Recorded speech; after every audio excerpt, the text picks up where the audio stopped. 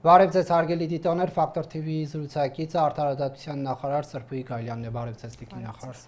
Տիկին նախարար, տեղյակ եք երևի արդեն, որ քաղաքասարակության մի խումբ ներկայացուցիչներ բավականին սուր հայտարարությամբ քննադատել են իշխանության տարբեր մարմինների գործունեությունը, այդ թվում նաև վարչապետին, ուժային կառույցներին։ Նրանք ձեզ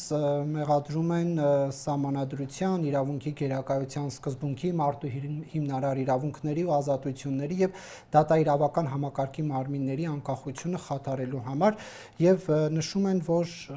խոչընդոտում եք եկեղեցու իրավունքները, այսինքն թույլ չեք տալիս, որ ինքնուրույն իրենց հարցերը լուծեն, դուք այս մեղադրանքներին ինչպես կարձագանքեք։ Նայած թե ինչպես է պետք անդրադառնալ այդ խոսույթին, որպես մեղադրանք, որպես ինչ-որ մի մտահոգություն, ես դա չի կոչի նույնիսկ խնդրի բարձրաձայնում, որովհետև մենք ականատեսնենք մի իրողության, երբ քաղաքացիները ունեն ցանկություն որոշակի փոփոխությունների եւ քաղաքացիները իրացնում են իրենց ցանկությունը։ Եկեղեցու հետ կապված խնդիրները բազմիցս բարձրաձայնվել են, ընդ որում ուզում եմ շեշտադրել այն հանգամանքը, որ խնդիրները ոչ թե եկեղեցու հետ են կապված, այլ որոշ եկեղեցականների, որոնք խախտել են իրենց իսկ կանոնները եւ այն ամենը, ինչ որ տեսնում ենք այսօր, միտված է հենց այդ խնդիրների հաղթահարմանը։ Կառավարությունն է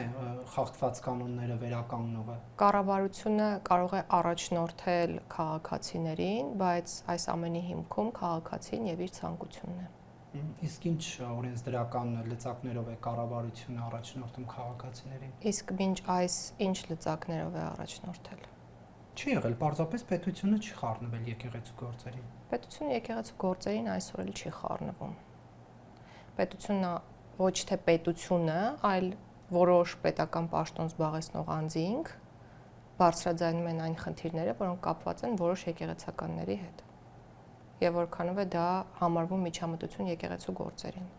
Արդյոք պետությունը կամ պետական որևէ պաշտոնատար անձ յուրացրել է եկեղեցու որևէ լիազորություն, ոչ, ինչու, որովհետև չի էլ կարող։ Բայց խնդիրների մասին բարձրաձայնել կարող է ցանկացածը, այդ թվում պաշտոնատար անձը։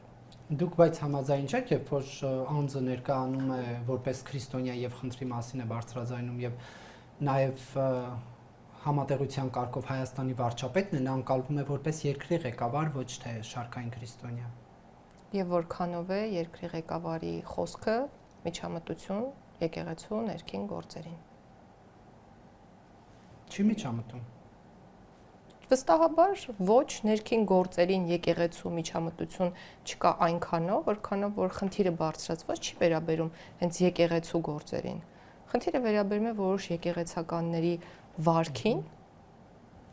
եւ այսքանը։ Չէ, Տիկին Գալյանը, վարչապետը ասում է արեք կանոնակարգը, մտածենք ինչպես է լինելու եկեղեցու եւ իր ճանապարհային քարտեզն է հրապարակում։ Այո, ճանապարհային քարտեզը կանոնակարգը եկեղեցու սահմանադրությունն է։ Հիմա ասում է արեք խմբագրենք, գրենք, ջնջենք։ Ճանապարհային քարտեզը գաղափարական հենք ունի եւ ինչ որ առումով կարծում եմ, որ արտացոլում է այն կամքը ու ցանկությունը, որ ժողովուրդը ունի։ Պարզ քաղաքացին ունի, հավատավոր քրիստոնյան ունի։ Այսինքն մենք ինչպիսի եկեղեցականներ ենք ցանկանում ունենալ։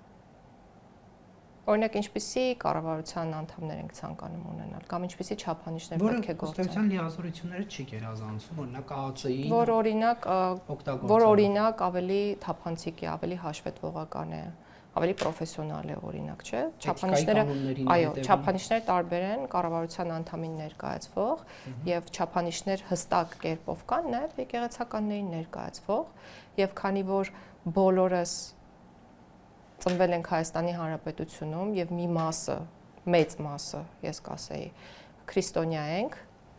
մենք ըստ էության այդ հավատքի կրողն ենք եւ գաղափարի կրողն ենք եւ նաեւ ինչ որ առումով իրավունք ունենք, չէ՞, խոսել խնդիրների մասին եւ առաջարկել մեր լուծումները խնդիրներին ուղղված։ Եվ այս ամենը դրա մասին է։ Կներեք, պարզապես տպավորություն է, որ կառավարությունում շատերը 6-7 ամիս առաջ են քրիստոնեությունը ընդունել, որովհետեւ 6-7 ամիս առաջ է խնդիրների մասին բարձրաձայնում, որոնց մասին հանրությունը տարիներ առաջ տեղյակ է։ Խնդիրների մասին շատ վաղուց է սկսել խոսվել, ընդ որում հրապարակային խոսվել, բայց գուցե խտությունը ավելի մեծացել է, որովհետև այն խնդիրները, որոնց մասին որ խոսվում է, նաև հիմք են այն եկեղեցականների համար, որոնք խնդրային են իրապես բոլորի տեսանկյունից եւ դա անվիճելի է, զբաղվել այլ գործունեությամբ, քան եկեղեցական գործունեությունն է։ Եվ մենք միշտ կրկին չենք խոսում շատ հաճախ հակառակ երևույթի մասին, որ որոշ քաղաքական ուժեր համագործակցում են եկեղեցու հետ, եթե դա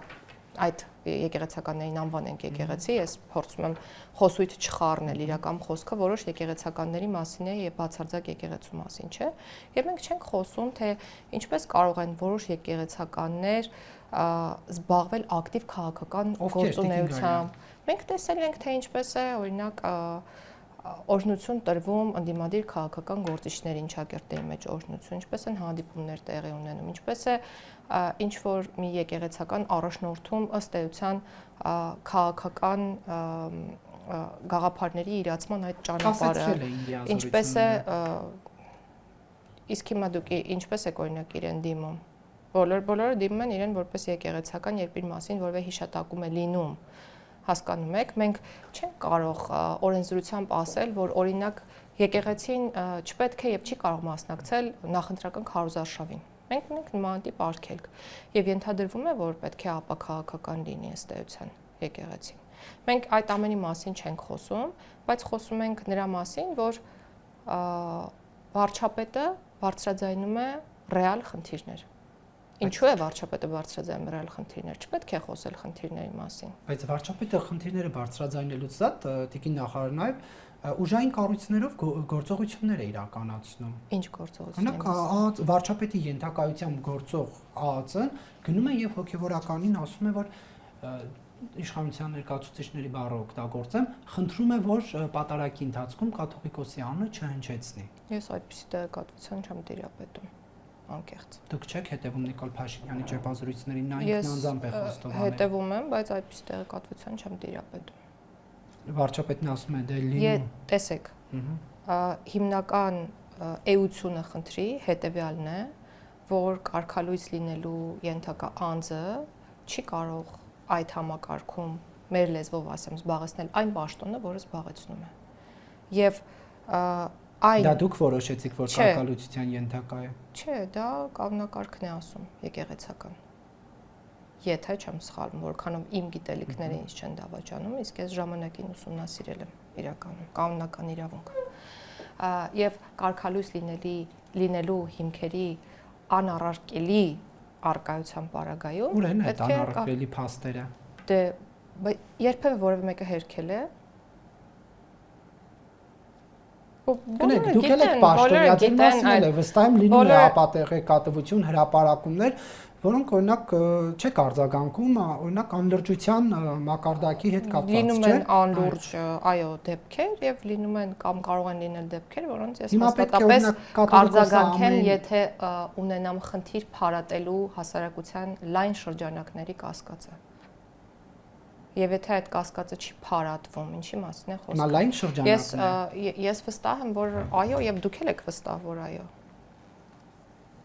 Ես բնավ չեմ ուզում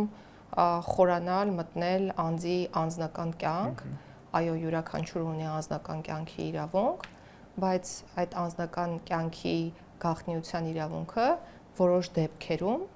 յուրովի է գործում, չէ՞։ Այսինքն X կարգավիճակը ենթադրում է այլ ծավալով իրավունքներ, Y կարգավիճակը ենթադրում է այլ ծավալով իրավունքներ։ Տիկին Գալյան, այսինքն ճիշտ եմ հասկանում, որ իշխանության ունեցած միակ հիմքը այդ պնդումն անելու այն է, որ երկրորդ կողմը, հակառակ կողմը չի հերքել։ Ոչ, բայց դա բավական ծանրակշիռ փաստարկ է, նաև որ գալիս է հիմնավորելու պնդումը։ Որ ասում եք ոչ, էլ ինչ ունեք ապացույցների բազայում։ Ես ԴՆԹ թեստ անձամբ չեմ արել եւ այդ հարցին չեմ կարող տալ այն ուղիղ պատասխանը, որ դուք եք ակնկալում։ Բայց ինչպես եք պնդում, որ կարգալույց լինելու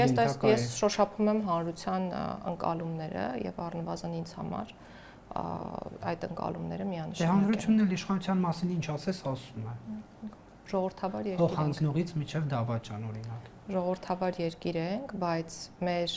արտահայտություններում պետք է լինենք զգույշ, որովհետև կան իրավական կարգավորումներ, որոնք հստակ սահման են գծում խոսքի ազատության եւ ատելության խոսքի։ Հետաքրքիր է, որ միայն այդ ատելության մասին հիշում են այն ժամանակ, երբ որ իշխանության ներկայացուցիչներն է վերաբերվում այդ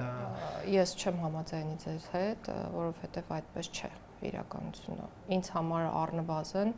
ընդունելի չէ ատելության խոսքի որևէ դրսևորում, որևէ անձի նկատմամբ։ Տիկին Գայլյան, բավականին ուշագրավ է, որ լինելով Փաշինյանի թիմակից կաբինետի անդամ, այդ ուշագրավ հայտարարությունը, որ երկրում խառնաշփոթ է ստեղծել, դուք տեղյակ չեք, որ վարչապետը նշեց, լինում է, որ նաև ԱԱՑ ծառայողի միջոցով են հոգևորականներին խնդրում, որ պատարագի ընթացքում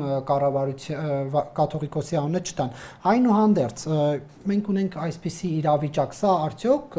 լիազորությունների չարաշահում չէ վարչապետի կողմից։ Ինչն է համարվում, օրինակ քաղաքական պաշտոն զբաղեցնող անձի լիազորությունների չարաշահում։ Այն, որ նրա ենթակայությամբ գործող ԱԱՑ-ն գնում է եւ հոգևորականին ասում է պատարագի ընթացքում խնդրում ենք չտալ կաթողիկոսի անունը։ Խնդրելուց հետո այլ գործողություն տեղի է ունենում։ Այսինքն Հիմա եթե ես ձեզ գամ ինչ-որ մի բան խնդրեմ օրինակ, դուք իրավունք ունեք անել կամ չանել, չէ՞ իմ խնդրանքը։ Որպես լրագրող խնդրում եմ կհրապարակեք X տեղեկատվությունը կամ կհերքեք ձեր կողմից կատարված հրապարակումը եւ այլն։ Ես ճիշտ եմ հասկանում տիկին նախարար, Ես ձեզ խնդրում եմ կանեք թե չէ։ Ներողություն, ես ճիշտ եմ հասկանում, որ դուք լիազորություններ չունեցող լրագրողի եւ լիազորություններ ունեցող վարչապետի, Չէ, լիազորություններ ունեցողը ես եմ։ Լիազորություններ ունեցողը ես եմ, որպես քաղաքական պաշտոն զբաղեցնող անձ չեմ գործում։ Այլ ենթակայություն, իմ ենթակայությամբ գործող այլ անձ, եթե գա ու խնդրի ձեզ որևէ բան անել կամ չանել, ինչ է դա ենթադրել լիազորությունների անցում միանշանակ։ Ես առաջարկում եմ հարցը, եթե դուք տեսնում եք այդտեղ խնդիր, ինչու չի հաղորդում ներկայացվում օրինակ գլխավոր դատախազություն եւ ինչու հարցի քննարկումը չի թողնվում իրավապահ։ Ինչու իրավապահ համակարգը չի գնում դրա հետքերով։ Կարող եք դուք վերցնել վարչապետի հրապարակումը եւ որպես հաղորդում ուղարկել գլխավոր դատախազություն։ Խնդիր չտեսակ, որ ԱԱՑ-ն գնացել եւ խնդրել է հոգեվորականին։ Չէ, ես իրապես խնդիր չեմ տեսնում ցանկացած խնդրանքի մեջ։ Բայց ԱԱՑ-ն ինչպես է ընկալվում մեր հասարակության մեջ։ Ինչ կապ ունի ԱԱՑ-ն, ես Չէ, գիտեմ ԱԱՑ-ն ինչպես է ընկալվում, ԱԱՑ-ն ազգային անվտանգության ծառայությունն է։ Կառույց, որը մարդիկ օրինակ կաշտկանվում են հետ առնչություն ունենալ, ցանկալի չէ, որ ԱԱՑ աշխատողի հետ գործ ունենան եւ ԱԱՑ աշխատող։ Ինչու ցանկալի չէ, եթե դու խնդրային մարդ չես։ Ես ուղղակի չեմ հասկանում մենք ինչ ենք քննարկում։ Մենք քննարկում ենք այն, որ վարչապետը իր լիազորության տակ գտնվող ԱԱՑ կառույցին հանձնարարել է գնալ եւ հոգեվորականին խնդրել կաթողիկոսի անունը չտալ։ Դուք այստեղ արտարոց ոչինչ չեք տեսնում։ Գիտեք, այն օրը ԱԺ ամբիոնից վարչապետը մի կարևոր միտք հնչեցրեց, որը հետեւյալն էր, ասաց. ես չեմ ուզում կաթողիկոս, որը կլինի իմը։ Ես ուզում եմ կաթողիկոս, որը չի լինի որևէ մեկինը։ Մի քիչ խոսքը փոփոխված էր, բայց գաղափարը, այո, դուք ավելի լավ եք հիշում, գաղափարը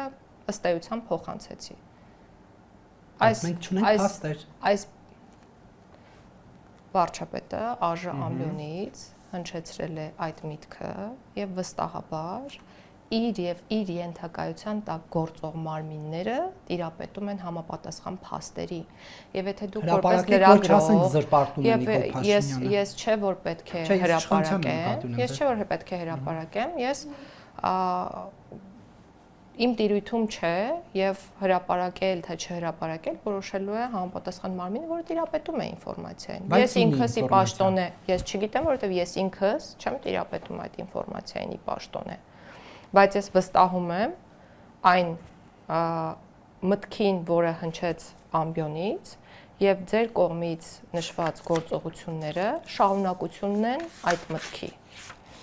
Եվ եթե ինչ որ խնդիր կա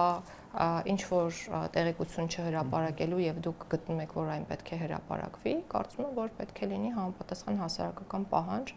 եւ եթե հնարավոր լինի գաղտնազերծել տեղեկությունները, կարծում եմ, որ կառավարությունը վաղ թե ուշ կգնա նաեւ այդ ճանապարհով։ Բայց եթե արդեն հայտարարությունը լինում է, փաստը ինչու՞ չի հրապարակվում։ Ես չեմ կարող ասել, որովհետեւ ես չէ որ որոշում եմ, որ տեղեկությունը պետք է լինի գաղտնի եւ որը ոչ։ Սա կարծում եք, որ հանրային դրական մթնոլորտ է ստեղծում անել աղմկարույց հայտարարություններ գրեթե ամեն օր եւ թողնել հայտարարությունների մակարդակի։ Չէ, հայտարարությունները արվում են, դրանք թողնելով հասարակության գնահատականին եւ հասարակությունն է գնահատում դրանք։ Եվ մենք տեսնում ենք, որ բազմաթիվ քաղաքացիներ գալիս են պատարակների եւ բազմաթիվ քաղաքացիներ իրացնում են իրենց ցանկությունը, որոշակի փոփոխություններ տեսնելու։ Կամ այդ պատարակները լուսաբանելու արդեն բոլորին դեմքով կճանաչեմ, տիկին նախարար։ Հարցից ենթատեքստը կարծում եմ հասկացաք։ Գրեթե նույն հարց չէր ձերը, պնդում էր նախ, ես լսեցի ձեզ։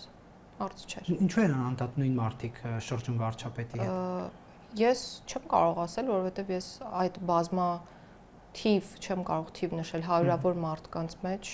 չեմ տեսել շատ ծանոթ դեմքեր, տեսել եմ իմ գործընկերներին որոշ եւ չեմ կարող պնդել կամ ձեզ հակադրվել ասելով, որ չէ, նույն մարդիկ չեն կամ այո, նույն մարդիկ են։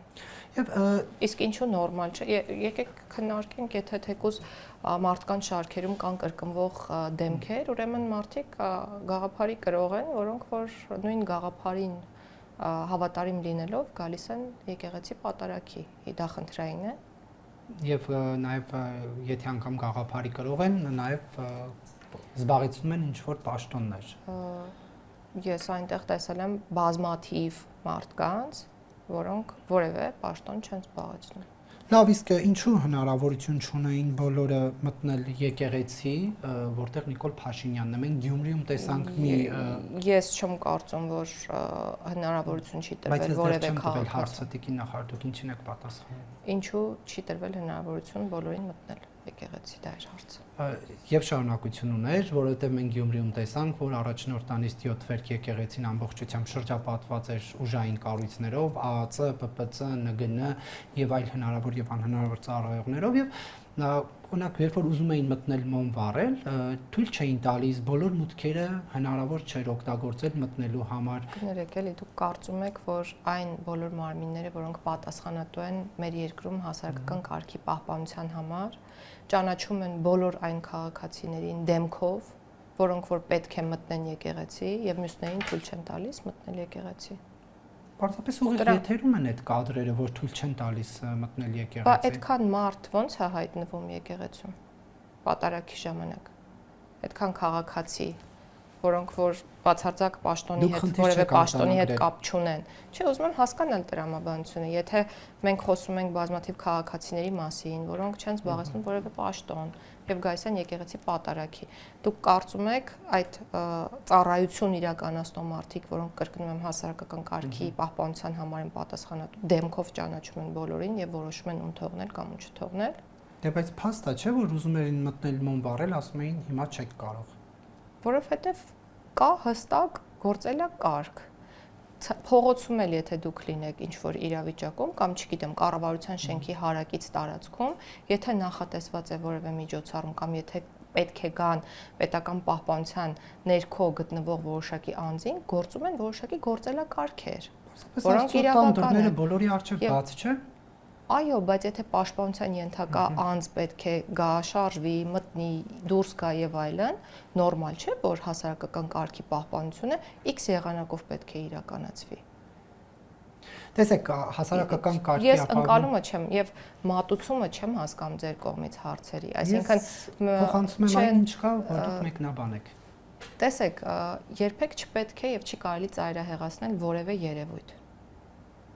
Լավ, արեք մեկ այլ երևույթի մասին խոսենք տիկին նախարար, կարծեմ այս հարցը քննարկել ենք, բայց ոչ խորքային։ Հասարակական կարգ ապահովող իրավապահ համակարգի հարգելի ծառայողները։ Ինչու են եկեղեցից դուրս հանում Գարեգին երկրորդը կաթողիկոս է ասողներին, բարձրաձայնողներին եւ նրանց հակադարձողներին կտրիչը կաթողիկոս չէ, քերակնասերներ գոռացողներին թողնում է եկեղեցում։ Եթե հասարակական կարգի ապահովում է, թող բոլորի վրա տարածվի։ Թող Ինչու՞ չի բոլորի տարածվի։ վրա տարածվի, ես կոչ եմ անում մեր իրավապահ համակարգի գործընկերներին եւ ուժային կառույցների ներկայացուցիչներին, որ հասարակական կարգի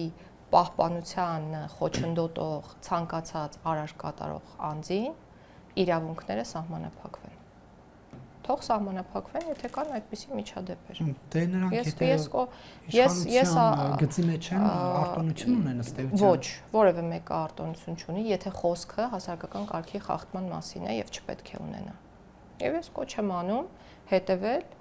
իրավական մեթոդներին եւ կանոնակարգին հստակ։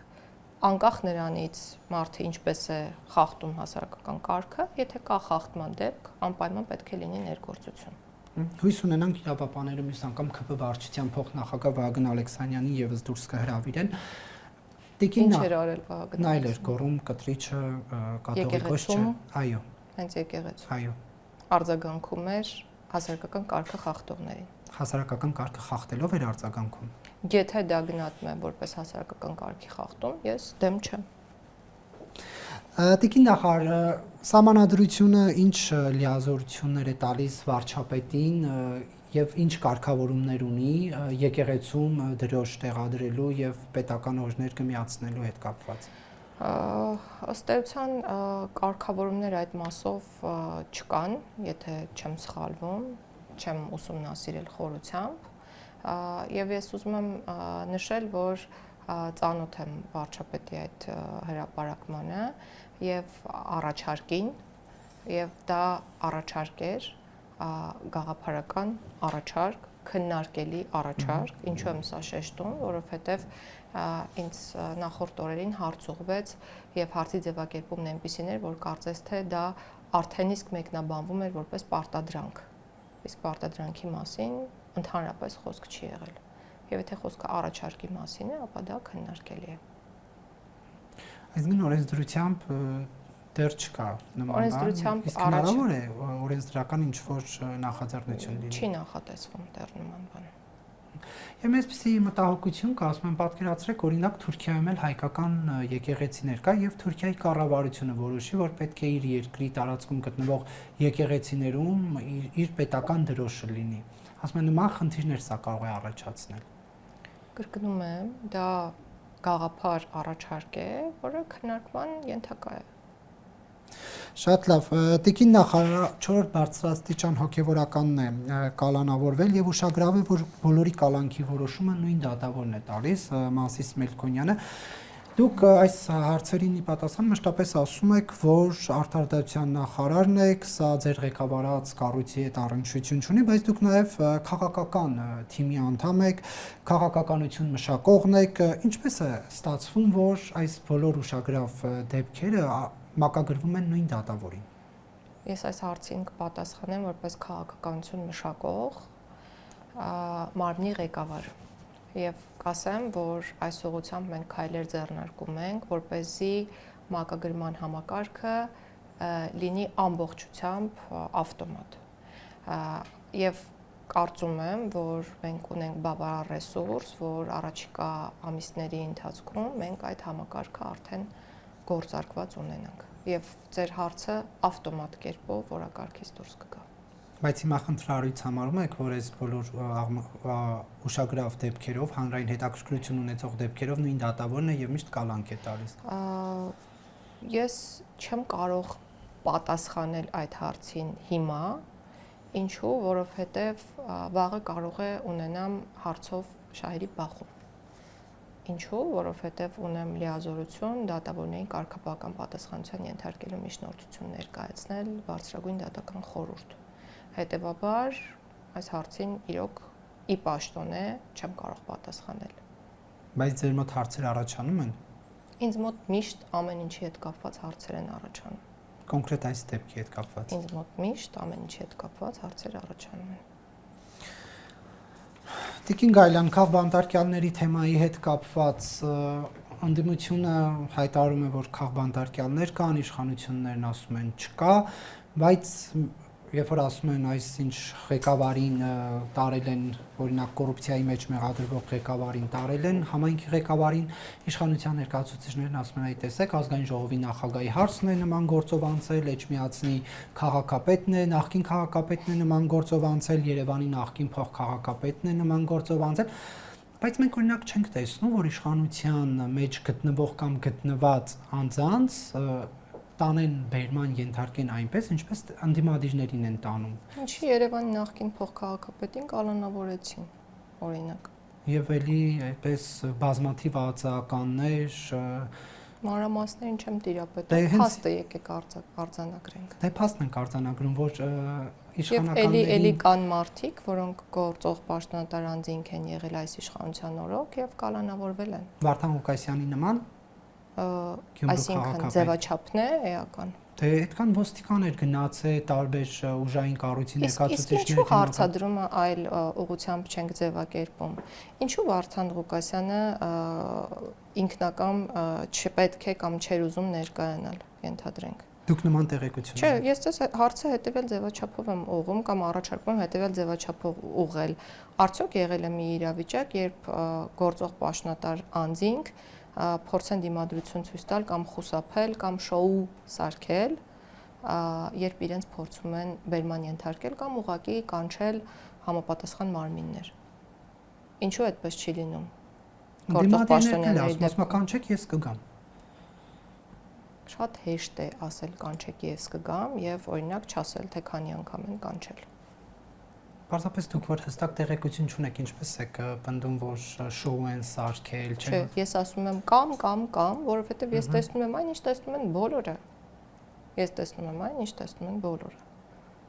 Եվ ես իմ տեսածում չեմ սխալվում վստահաբար։ Իսկ խափանման միջոցները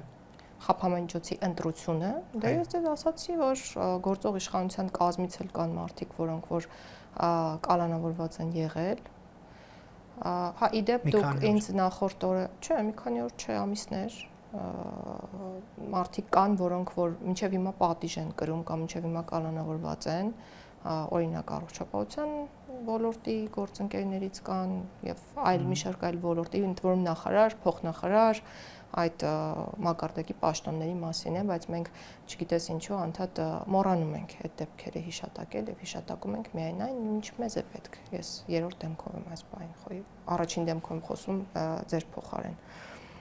Խափանման միջոցի ընտրության մասով ես հարցին կարող եմ պատասխանել հետեւյալ տեսանկյունից, որ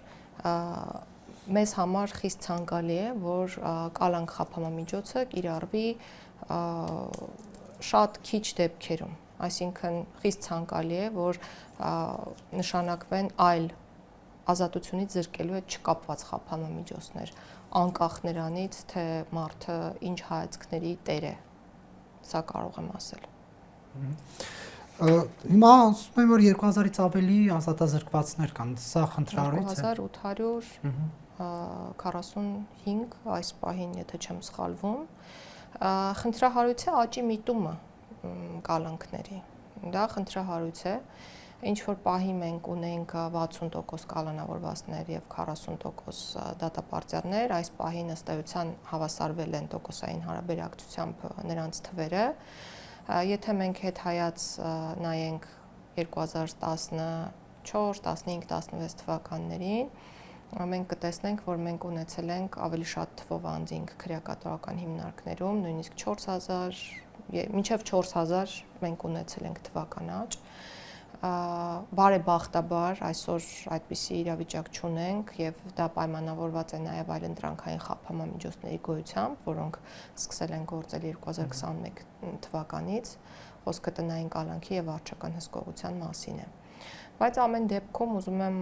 ասել, որ այս հարցը մեր ուշադրության կենտրոնում է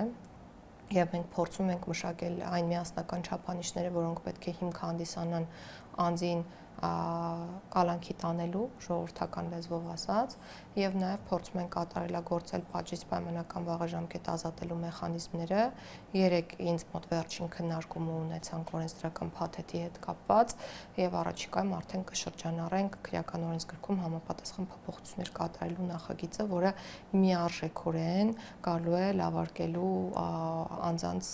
ազատման այս մեխանիզմը։ Դա այն համաներումն է, որ 2018-ից այս կողմել չի Համաներումը չէ, անհատական գործիքի մասին է խոսքը, պատժից պայմանական համաներում չի ակնկալվում, ես այս մասին առիթ ունեցել եմ խոսել,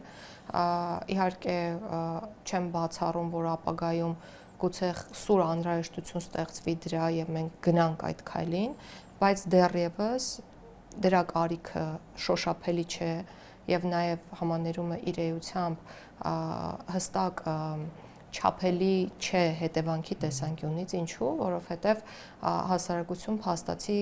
վերադառնում են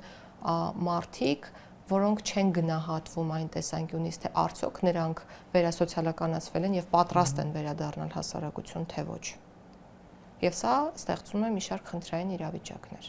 Դրա համար մենք փորձում ենք անհատական մոտեցում ցուցաբերել, յուրաքանչյուրին գնահատել նրա վերասոցիալականացման հնարավորությունների տեսանկյունից եւ կայացնել անհատական անձին միտված որոշումներ, խրախուսելով դրական վարք։ Տիկին նախարար, Շիրակի թեմի կալանավորված առաջնորդի առողջական վիճակի գործընթացը այս բան ինչ փուլում է, մենք երբ որ խորհրդարանում ճեպազորիցի ժամանակ դուք ասեցիք իրավաբանը կմոտենաք, մոտեցել է եւ կալանավոր անձը հրաժարվել է օգնությունից, ասելով, որ իր փաստաբաններն այդ հարցով զբաղվում են, եւ ես մշտապես բոլորին եւ իրենց էլ խորհուրդ եմ տալիս ունենալ բարեխիղճ փաստաբաններ, որոնք զբաղված չեն իրավունքների չարաշահմամբ եւ որոնց աշխատանքը իրապես միտված է իրենց վստահորդների իրավունքների պաշտպանությանը։ Ես եւս մեկ անգամ վստահեցնում եմ, որ ցանկացած խնդիր, որը կապված է կամ կարող է կապված լինել անձի առողջության հետ, պետության ուշադրության կենտրոնում է։ Իրեն ինքնախնդրելի բուժ հիմնարկ ունեն, որը ըստ հրապարակած փաստաբանի հրապարակած գրառման հնարավորություն չի ընձեռվում, որ գնայի Իզմիրլյան բժշկական կենտրոն։ Ես խնդիր չեմ տեսնում եւ իրավական խնդիր էլ կարծում եմ չկա, ուղղակի հարցը իրավական առումով ոչ թե արդարադատության նախարարության դաշտում է, այլ առողջապահության նախարարության դաշտում է, եւ ես վստահ եմ, որ գործընկերները ողջամիտ լուծում են այդ հարցին տալու եւ վստահեցնում եմ նաեւ, որ իրականում բարձրաձայնվող խնդիրը գոյություն չունի։ Այսինքն որևէ մեկը չի խոչընդոտում, որպեսզի տվյալ անձը ստանա պատշաճ բժշկական օգնություն եւ սպասել։ Ասում եմ, մենք կոնկրետ բուժ հիմնարկ ենք առաջարկել։ Տեսեք, դուք փակ քննարկմանը ներկա չէիք, ներկա էին նաեւ առողջապահության նախարարության մեր գործընկերները, որոնք կրկին առաջարկ հնչեցրեցին սահմանված կարգով դիմում գրել եւ խոստացան դիմումին տալ համապատասխան ընթացք։ Եվ դրանից հետո եղավ իմ նախաձեռնությունը, որ ես առաջարկեցի, որ եթե ինչ որ խնդիր կա կարգի պահպանման հետ կապված մենք անպայման կուղղորդենք եւ կաջակցենք եւ դա մենք արեցինք։ Այսինքն այստեղ ամեն ինչ լավ է, ինչու չի կարողանում կալանավորը մասնավոր բուժ հիմնարկում վիրահատվել։ Տեսեք, եթե դուք հիմա ինձ ասեք, խնդրում եմ Տիկին Գալյան, գրանցեք իմ երեխայի ծնունդը։ Ես ասեմ շատ լավ, հարգելի Նարեկ, արդարադատության նախարարությունը կգրանցի ձեր երեխայի ծնունդը, բայց դրա համար դուք կամ պետք է դիմում մուտք անեք համապատասխան հարթակ, կամ դուք ինքներդ մուտք գործեք համապատասխան հարթակ, լրացնեք այդ դիմումը։ Եվ դուք ասեք, ոչ, ես ուզում եմ, որ դուք գրանցեք իմ երեխայի ծնունդը, բայց ես չեմ ուզում դա անել։ Կստացվի։ Պարզ է, չէ, որ չի ստացվի։ Խոսքը սրա մասին է։ Դա բարեկիմ գոյություն չունեցող երեխայի օրինակից կոնկրետ ռեալ դրվագի անցնենք, այսինքն ուզում եք ասել, որ Միքայել arczepiskopos Աջապայանի փաստաբանը հստակ դիմում չի ներկայացրել։ Ես ուզում եմ ասել, որ ըստ մեր առողջապահության նախարարության գործընկերների սահմանված կարգով դիմում չի ներկայացվել եւ միակ խնդիրը, որը կա, դա է։ Այսինքն այն խնդիրը, որ բարձրաձայնվում է, գոյություն չունի փաստացի։ Շատ լավ, Տիկին նախարար, սահմանադրական փոփոխությունների հետ կապված ադրբեջանական կողմը ասում է, որ խաղաղության հասնելու վերջնական խոչընդոտը դա է, Գերմանիայում Ադրբեջանի դեսպանը հայերենով ողջունելով Նիկոլ Փաշինյանին հույս է հայտնում, որ դա էլ կփոխի Հայաստանի Հանրապետությունը եւ արդեն խաղաղության վերջնական համաձայնագիրը կստորագրվի։ Սահմանադրական փոփոխությունների այս գործընթացը ինչ կապ ունի Ադրբեջանի ցանկությունների հետ։ Բացարձակ որևէ կապ չունի Ադրբեջանի ցանկությունների հետ։ Իրենք ազատ են ցանկանալ այն, ինչ ուզում են։ Եվ մենք ազատ ենք ցանկանալ եւ անել այն, ինչ մենք ենք ուզում եւ մենք ենք ճիշտ գտնում։ Իսկ մենք ճիշտ ենք գտնում 2018 թվականից սկսած ունենալ փոփոխված կամ նոր սահմանադրություն, ինչը եւ անում ենք։ Այդ փոփոխված սահմանադրության մեջ լինելու է անկախության հռչակագիրը, թե ոչ, որովհետև ըստ էության Բաքուն դա է համարում տարածքային պահանջ։ Մենք դեռ նախաբանի հետ կապված հարցը չենք քննարկել եւ ես խոստանում եմ, որ երբ խորհուրդը հասնի այդ հարցի քննարկմանը, անպայման լրատվամիջոցները տեղեկացված։ Բայց տրամաբանական չէ, որ սկզբից գնալու միջև է վերջ։ Չէ, ճաշակի հարց է իրականում, բայց մենք նախընտրել ենք մարմիններին, կոնկրետ մարմիններին, օրինակ ազգային ժողովին, նախագահին, կառավարությանը առնչվող գլուխները վերաշարադրել եւ համաձայնության գալ այս մարմինների լիազորությունների շուրջ կամ դատախազական համակարգի ձևավորման շուրջ եւ հետո վերադառնալ նախաբանին կամ գալ նախաբանի քննարկմանը, որպեսզի հասկանանք, թե ինչպես է դա ձևակերպելու այնպես, որ համահունչ լինի նոր սահմանադրության ոգուն եւ այն ճանապարհին, որը ուզում է գնալ Հայաստանի Հանրապետությունը։ Ձեր անձնական մոտեցումը ո՞րն է, պետք է լինի նախաբանը նոր սահմանադրությունում, թե ոչ։ Ես կարծում եմ, ես առիթ ունեցել եմ այս մասին նաև խոսելու, կարծում եմ, որ ցանկացած ձևակերպում նախ ուղղակի ձևակերպում է, սկսենք դրանից։ Երկրորդ, չպետք է լինի անվտանգությունը եւ խաղաղությունը վտանգող, վտանգի տակ դնող եւ որևէ ձևակերպում սահմանադրության մեջ ունենալ կամ չունենալու հարցը պետք է որոշի ժողովուրդը ազատ ընտրությունների միջոցով։ Դուք օրինակ քննարկման ժամանակ ինչպեսի դիրքորոշում կհայտնեք Տիկին Գալյանպետ։ Այն դիրքորոշումը, ինչ որ հիմա հայտնեցի։ Հիմա պետք է մնալ, թե ոչ։ Հայտնեցի այդ դիրքորոշումը։ Ես կարծում եմ, եթե խնդրային ձևակերպումներ կան ոչ միայն սահմանադրության մեջ, այլ իրավական ակտերում, որոնք կարող են շահարկվել այն տեսանկյունից, մեր սահմանադրական դատարանը ասել է, որ ոչ, խնդրային ձևակերպումներ չկան։ Բայց ամեն դեպքում, եթե խորհուրդը կորոշի, որ կան նման ձևակերպումներ, որոնք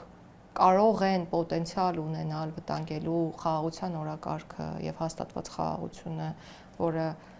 փայփայելուն ուղղված են մեր ամենօրյա ջանքերը, կարծում եմ պետք է քննարկել դրա չլինելու հարցը։ Դա օրինակ ընդդիմադիրներն ասում են վերջին պատուհանը կլինի, որ կփակվի ցեղասպանության, Արցախի հետ կապված։ Ես առաջարկում եմ ընդդիմադիրներին գալ եւ կիսվել իրենց կարծիքով սահմանադրական խորհրդի նիստերի ընթացքում, որովհետեւ նրանք ունեն մանդատ դա անելու եւ նրանք ունեն տեղեր դրանով Արցախի հետ կապված,